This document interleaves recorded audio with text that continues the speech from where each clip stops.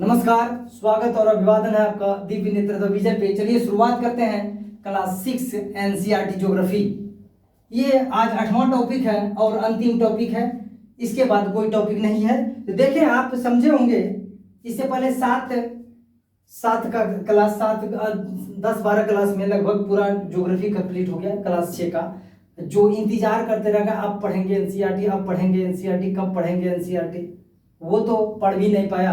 जो कंटिन्यू इससे लगा होगा, एक सप्ताह में कंप्लीट हो गया भाई।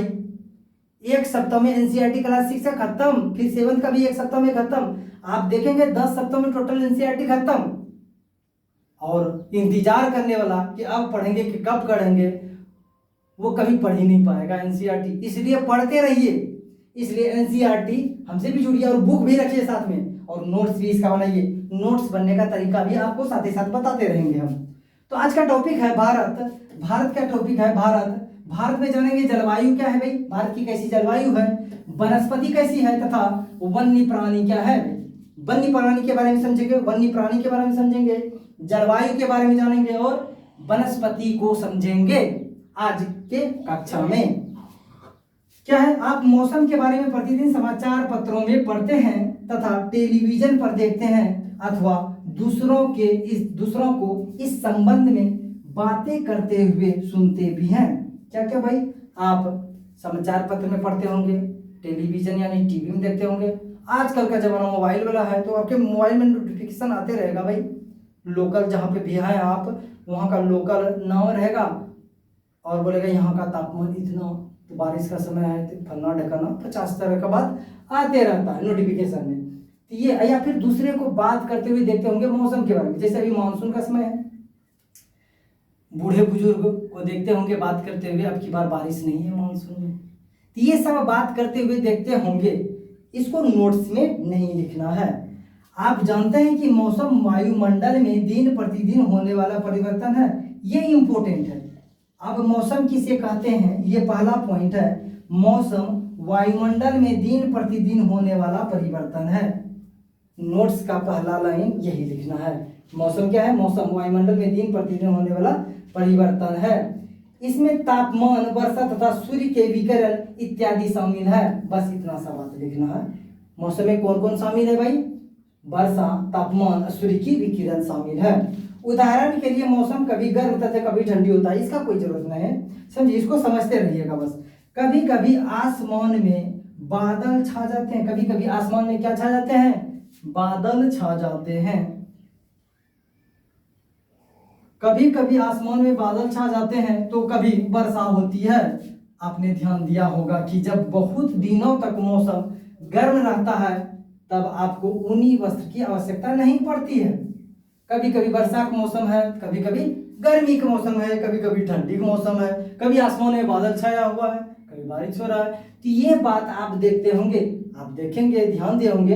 एक समय ऐसा आएगा जब गर्मी का सीजन रहेगा, उस समय आपको चादर कंबल की जरूरत न है, ऊनी वस्त्र की आवश्यकता नहीं पड़ती है। अभी देखिए मास्टर पूरा टी शर्ट मास्टर का पूरा भीग गया है।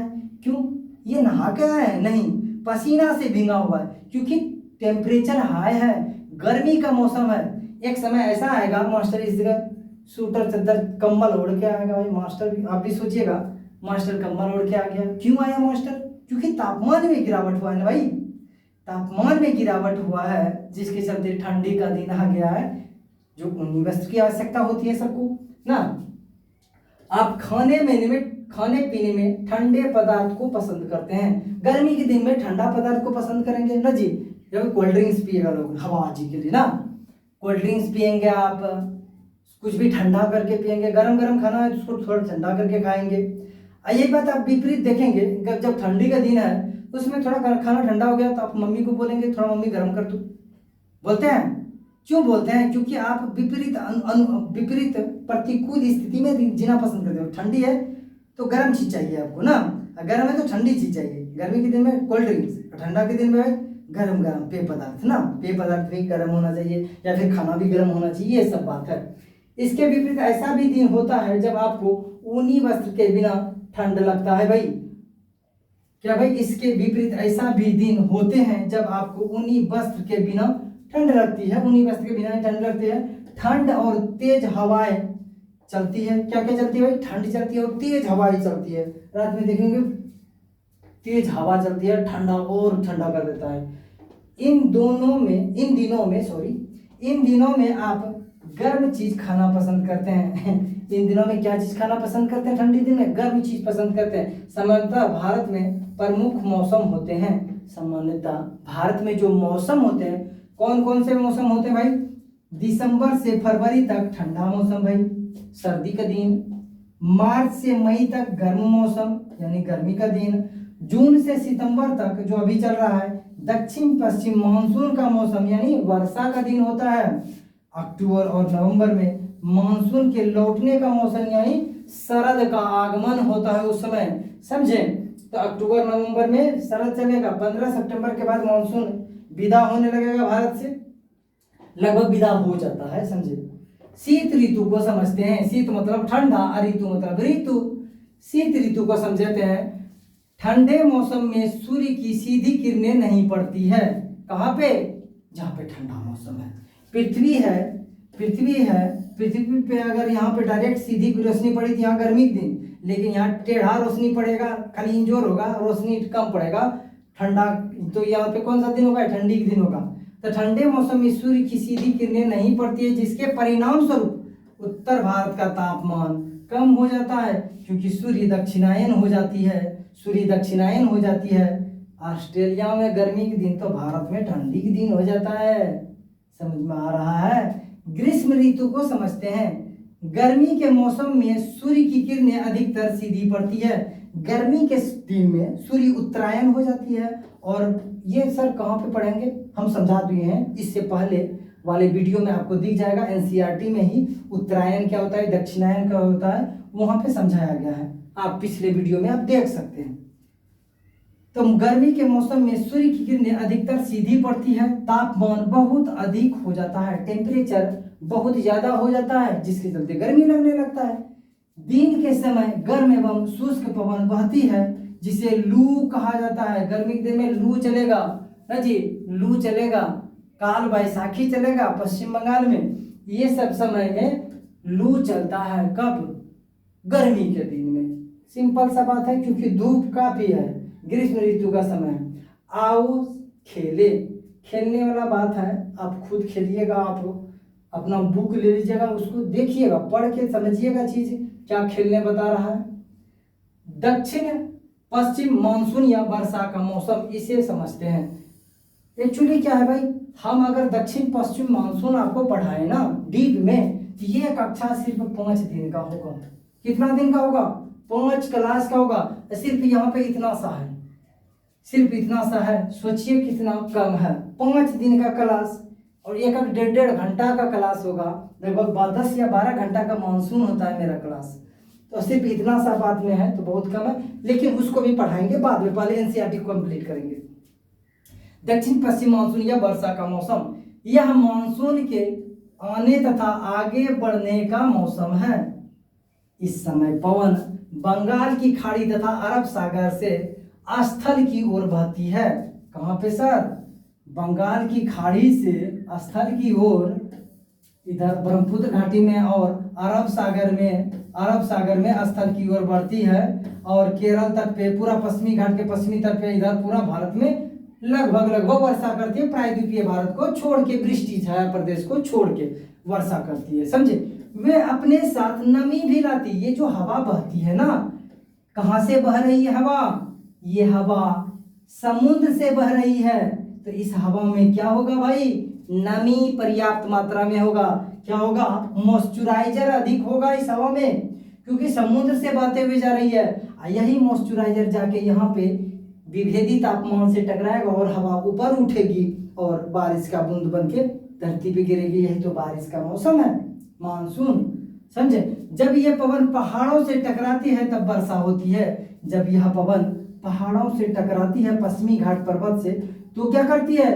वर्षा करती है। पश्चिमी घाट पर्वत के पश्चिमी ढलान पे खतरनाक वर्षा, इसलिए तो वहां पे उष्णकटिबंधीय वर्षा बन पाई जाती है। समझ रहे हैं चीज? चलिए, मानसून के लौटने का मौसम या शरद ऋतु, अब समझते हैं। मानसून के लौटने का मौसम या शरद ऋतु को समझते हैं। इस समय पवन स्थल भाग से लौटकर बंगाल की खाड़ी की ओर बहती है। अब यहाँ पे क्या है भाई, अब क्या है भाई, ये भारत का स्थिति है। अब क्या हुआ है, सूर्य कहाँ हो गया, दक्षिणी गोलार्ध में चली गई है, मतलब तापमान इधर ज्यादा हुआ है। तापमान दक्षिणी गोलार्ध में अधिक होगा तो निम्न दाब का क्षेत्र भी दक्षिणी गोलार्ध में बनेगा। जब निम्न दाब का क्षेत्र दक्षिणी गोलार्ध में बना तो निम्न दाब का क्षेत्र बनने से क्या होता है भाई, वहां दूर से हवा चल पड़ती है उस निम्न दाब को भरने के लिए। हवा यहाँ पे निम्न दाब का क्षेत्र जो बनेगा, यहाँ से हवा ऊपर उठेगी। अब ये जगह खाली थोड़ी रहेगा, हवा दबाव डालती है तो यहाँ दूर से हवा चल पड़ती है इसे भरने के लिए। तो यहाँ स्थल भाग से हवा कहाँ चल पड़ी, भारत से भी चल पड़ी हवा भरने के लिए, जहां पे भी धरती पे ITCZ का क्षेत्र बना है, इंटर ट्रॉपिकल कन्वर्जन जोन, समझे। उष्णकटिबंधीय, कैसे उसका हिंदी क्या है भाई, अंत उष्णकटिबंधीय क्षेत्र, सही नहीं बोल रहे हैं, अंत उष्णकटिबंधीय अभिसरण क्षेत्र, हाँ, अंत उष्णकटिबंधीय अभिसरण क्षेत्र ITCZ का फुल फॉर्म का हिंदी हुआ इंटर ट्रॉपिकल कन्वर्जन जोन, जो बनता है निम्न दाब का क्षेत्र कह सकते हैं, उसे भरने के लिए ही हवा चल पड़ती है। ये बहुत ही स्टैंडर्ड पढ़ा दिए, आइए छठा क्लास को सीधा समझते हैं ना जी। अभी बारीकी से छठा सातवां आठवां नौवां दसवां समझते समझते सब कुछ खाना खान हो जाएगा आपका, समझे। यह मानसून के लौटने का मौसम होता है। ये 15 सितंबर के बाद चलना प्रारंभ हो जाता है, समझे। 15 सितंबर से मानसून लौटने लगती है भाई। भारत के दक्षिण भागों विशेषकर तमिलनाडु तक आंध्र प्रदेश में इस मौसम में वर्षा होती है। क्यों वर्षा होती है तमिलनाडु में, दिखा देते हैं। जब यह हवा चलती है स्तर भाग से चलती है तो इसमें नमी होगा नहीं, नमी कैसे होगा, यहाँ तो स्थल है सर, समुद्र तो है नहीं जो नमी होगा इस सब में। लेकिन आप देखेंगे ऐसे होता है मैप, ऐसे है ना मैप जी, तमिलनाडु के पास ये राज्य तमिलनाडु है, ये राज्य केरल है, तमिलनाडु। जब यहाँ से हवा चलती है तो इसमें ये क्या है, बंगाल की खाड़ी है।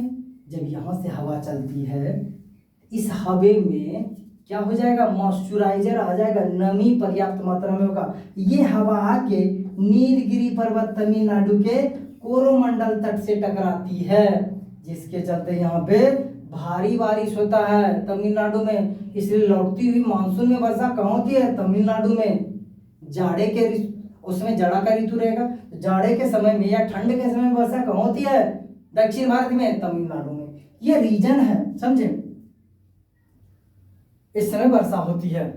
किसी स्थान पर अनेक वर्षा में मापी गई मौसम की औसत दशा को जलवायु कहते हैं। समझते हैं इस चीज को समझते हैं क्या, किसी स्थान पर अनेक वर्षों में, कई वर्षों में मापी गई मौसम की औसत दशा को जलवायु कहते हैं। जलवायु किसे कहते हैं भाई, कई वर्ष, एक जलवायु दिखने वाला सब चीज नहीं है कि जलवायु दिख रहा है। जल में जलवायु क्या है, जल और वायु है, हवा में कितना नमी है वही। आइए एक समय का नहीं, बहुत लंबे समय का ही आंकड़ा होता है मौसम, समझे। जैसे जलवायु, भारत की जलवायु को मोटे तौर पर मानसूनी जलवायु कहा जाता है। क्यों कहा जाता है सोचिए, क्योंकि प्रत्येक वर्ष मानसून आती है, इसलिए इसे मानसून जलवायु कहा जाएगा। मानसून जो शब्द है यह अरबी भाषा के मौसीम से लिया गया है, अरबी भाषा के मौसीम शब्द से लिया गया है, जिसका अर्थ होता है मौसम। जिसका अर्थ क्या होता है, मौसम। भारत की स्थिति उष्णकटिबंध में होने के कारण अधिकतर वर्षा मानसूनी पवनों से होती है। भारत का स्थिति क्या है, भारत का आधा स्थिति क्या है, 23.5 डिग्री के दक्षिण में है, तो ये क्या है, उष्णकटिबंधीय क्षेत्र। लेकिन हिमालय के उपस्थिति के कारण ये पूरे भारत उष्णकटिबंधीय मानसूनी जलवायु वाला देश बन चुका है। भारत में कृषि वर्षा पर निर्भर है, ये बात आप झुठला नहीं सकते हैं। कोई भी कुछ भी बोले कि नहीं भाई अब तो बहुत सा विकास हो गया है कृषि में, सब बात हवाबाज है। आज आप भी बिहार के ग्रामीण इलाकों में, उत्तर प्रदेश के ग्रामीण इलाकों में जाइए जहां कृषि हो रहा है, वहां देखिए अभी बारिश मानसून नहीं ना, आपकी बार मानसून धोखा दे दिया, देखिए क्या स्थिति है, खेत का खेत खाली पड़ा हुआ है, कहीं कृषि नहीं है। तो आज़ादी के 75 साल बाद भी कृषि में कोई ज़्यादा नहीं बदलाव हुआ है, वही ट्रेडिशनल खेती है और वर्षे पे निर्भर खेती है, समझे। कोई बोलेगा उसका कोई मतलब नहीं बन जाता है।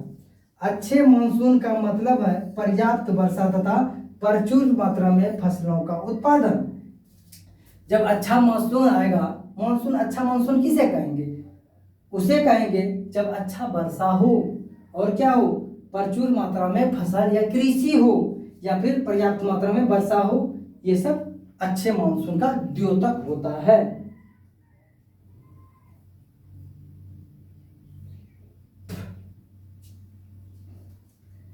किसी स्थान की जलवायु उसकी स्थिति, ऊंचाई, समुद्र से दूरी तथा उच्चावच पर निर्भर करती है।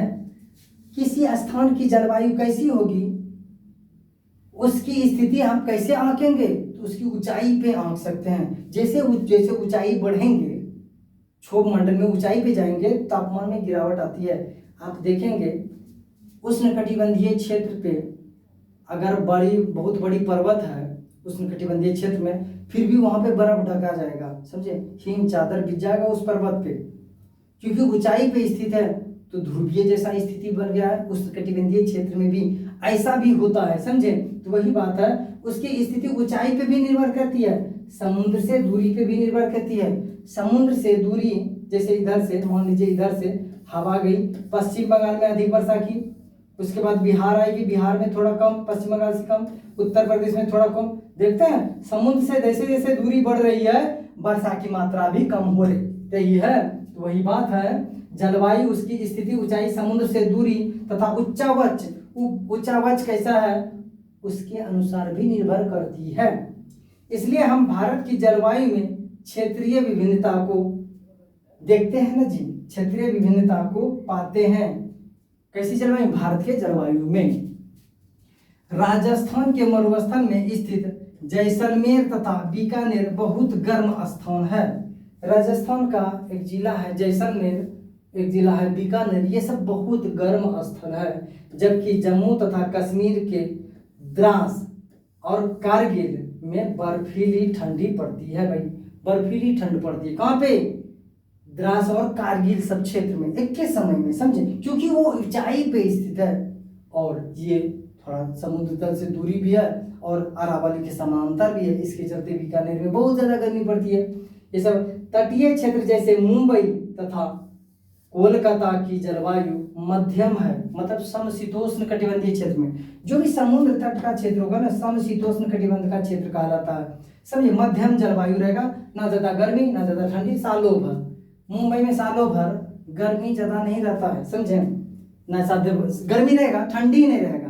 ठंडी के दिन में वहां पे स्वेटर चद्दर कोई नहीं उड़ता है, समझे। वे ना ही अधिक गर्म है, मुंबई और कलकत्ता ये ना ही अधिक गर्म है और ना ही अधिक ठंडे हैं। समुद्र तट पर होने के, समुद्र तट होना चाहिए, समुद्र तट पर होने के कारण ये स्थान बहुत अधिक आर्द्र है, बहुत अधिक क्या है, नमी युक्त स्थान हो चुका है। विश्व में सबसे अधिक वर्षा मेघालय में स्थित मासिनराम में होती है। मासिनराम एक जगह है मेघालय में, शिलांग पठार पे, यहाँ पे विश्व में सबसे अधिक वर्षा होती है। जबकि किसी किसी वर्ष राजस्थान के जैसलमेर में वर्षा होती है, होती ही नहीं है। कोनो कोनो वर्ष जैसलमेर में वर्षा होगी और कोनो कोनो वर्ष नहीं होगी, समझे। यहाँ तक क्लास को रहने दीजिए। एक्चुअली क्या है भाई, वीडियो रिकॉर्ड कर रहे थे, एक वीडियो ऑलरेडी रिकॉर्ड किए, तुरंत फिर वीडियो रिकॉर्ड कर रहे हैं। बहुत ज़्यादा गर्मी लग रहा है इसलिए हम रिकॉर्ड नहीं कर पाएंगे अब, तो अजीब मन करने लगा है, समझे। तो लास्ट है, समझे, लास्ट है। नेक्स्ट वीडियो में इसे कंप्लीट कर देंगे। मिलते हैं फिर नेक्स्ट वीडियो में। जय हिंद, जय भारत। चैनल को सब्सक्राइब कर दीजिएगा, जो भी लोग नए जुड़ेंगे दोस्त को शेयर किया कीजिए, शेयर कर दीजिए कीजिए। वीडियो पसंद आए तो वीडियो को लाइक कीजिए, नोट्स बनाते रहिएगा। 8 दिन में कंप्लीट हो गया, 8 दिन में 7वां भी कंप्लीट हो जाएगा। एनसीईआरटी 20-25 दिन में कंप्लीट हो जाएगा, ये आप सोच रहे हैं। इसलिए आप जुड़ते रहिए और दोस्त को भी जोड़ते रहिए। सफरते रहिएगा जिंदगी भर कि अब एनसीईआरटी पढ़ेंगे, अब एनसीईआरटी पढ़ेंगे, और आपका समय वृद्धावस्था की ओर चला जाएगा, लेकिन आप एनसीईआरटी नहीं पढ़ पाइएगा। इसलिए हमसे जुड़िए और एनसीईआरटी को कंप्लीट कीजिए, समझे।